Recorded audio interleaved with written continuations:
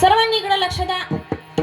तर 1 कोटी नामस्मरणाने आरोग्य प्राप्त होतं, 2 कोटी नामस्मरणाने संपत्ती प्राप्त होते, 3 कोटी नामस्मरणाने यश कीर्ती प्राप्त होते, 4 कोटी नामस्मरणाने क्रियमान कर्म संपत, 5 कोटी नामस्मरणाने काम क्रोध विकार जातात, 6 कोटी नामस्मरणाने ज्ञान प्राप्त होतं, 7 कोटी नामस्मरणाने अनुकूल पत्नी प्राप्त होते. आता बघा, 7 कोटी करायचं की 1 कोटी करायचं, म्हणजे अनुकूल पत्नी जर प्राप्त करायची असेल तर 7 कोटी नामस्मरण लागतं.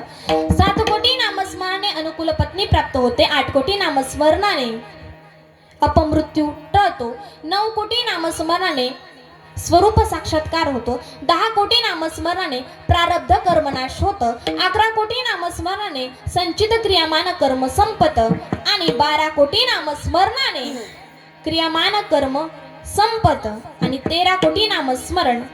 ज्या देवाची आपण उपासना करतो, ज्या देवाचा आपण नामस्मरण करतो, तो देव आपल्याला प्रत्यक्षात भेटतो. मग मला सांगा, 13 कोटी नामस्मरण कोणी केलं? तर लक्ष देऊन ऐका. 13 कोटी नामस्मरण रामदास स्वामींनी केलं आणि त्यांना प्रभू